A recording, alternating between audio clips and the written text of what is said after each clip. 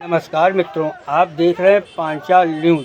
फर्रुखाबाद आए सपा के पूर्व प्रदेश अध्यक्ष व फतेहपुर से सांसद नरेश उत्तम पटेल ने बीजेपी सरकार पर जमकर निशाना साधा है।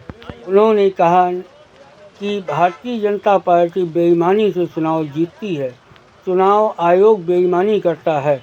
उन्होंने चुनाव आयोग पर भी सवाल उठाए। उन्होंने कहा कि फर्रुखाबाद समाजवादियों की डॉक्टर राम मनोहर लोहिया, स्वर्गीय मुलायम सिंह यादव की धरती है। मैं इसको नमन करता हूँ। उन्होंने बताया कि पार्टी के कार्यकर्ता हर्ष कटियार के व्यापारिक प्रतिष्ठान के उद्घाटन में आया था।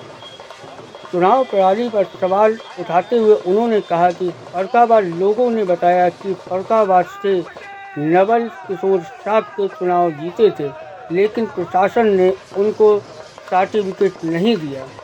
फतेहपुर से सभा का चुनाव जीतकर पहली बार फर्रुखाबाद आए थे। उन्होंने कार्यकर्ताओं का आभार व्यक्त किया है। सुनिए क्या कुछ कहा सपा के पूर्व प्रदेश अध्यक्ष तथा वर्तमान में सांसद फतेहपुर नरेश उत्तम पटेल ने। अध्यक्ष जी, फर्रुखाबाद में आज आपका दौरा था, किस तरीके का था? पार्टी कार्यकर्ता 2027 के चुनाव को लेकर किस तरीके की तैयारी कर रहे हैं? देखिए, फर्रुखाबाद समाजवादियों की धरती है, डॉक्टर राम मनोहर लोहिया, स्वर्गीय मुलायम सिंह यादव की धरती है, इसे हम नमन करते हैं। और आज हमने यहाँ पर समाजवादी पार्टी के सभी नेताओं कार्यकर्ताओं से मुलाकात की है और एक हमारी पार्टी के कार्यकर्ता हर्ष कटियार के यहाँ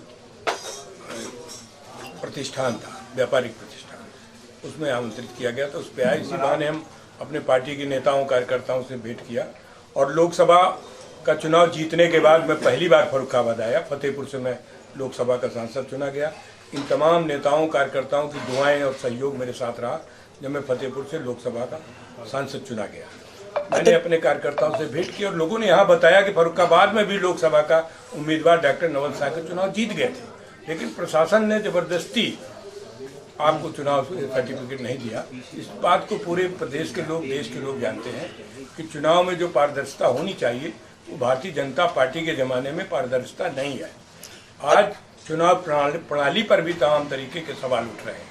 अध्यक्ष जी, सबसे बड़ी बात है कि कलकत्ता में जैसा टीएमसी आरोप लगा रही है कि लगातार जो है वोट परसेंटेज कहीं बाहर के वोट ऐड कर दिए जाते हैं, बड़ी संख्या में वोट कटते हैं, वोट बढ़ते हैं। तो क्या समाजवादी पार्टी 2027 में अपने कार्यकर्ताओं को इस बात से के लिए तैयार रहेगी कि फॉर्म 9, फॉर्म 10 इनको सबको वरीयता से देखे? देखिए, 2022 के चुनाव में समाजवादी पार्टी के राष्ट्रीय अध्यक्ष श्री अखिलेश यादव जी ने ये कहा था कि भारतीय जनता पार्टी बेईमानी से चुनाव जीती है, चुनाव आयोग ने बेईमानी कराई है, हमारे मतदाताओं को वोट डालने नहीं दिया। तमाम ऐसे लोग हैं जिनके नाम काट दिया।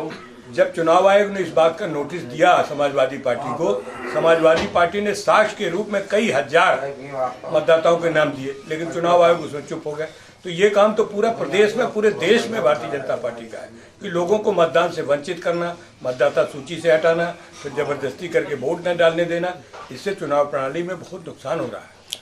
अध्यक्ष जी, सबसे बड़ी बात है कि पूरे देश में इसमें शेयर बाजार जो है पूरी तरीके से लुढ़क गया है। जब से डोनाल्ड ट्रंप से पीएम मोदी की मुलाकात हुई, तो क्या इस बात को संसद भवन में भी आप लोग उठाएंगे? देखिए, भारतीय जनता पार्टी का जो चरित्र है वो दोहरा है। भारतीय जनता पार्टी के नेता कहते कुछ है, करते कुछ है। हम लोकसभा में भी देखते हैं कि इन्होंने जो चुनाव में कहा उसका ये लोकसभा में पालन नहीं करते। हम सारे लोग, हमारे नेता, हमारे सांसद या विपक्ष के लोग इस बात को लगातार कहते रहते हैं। ठीक है, थैंक यू।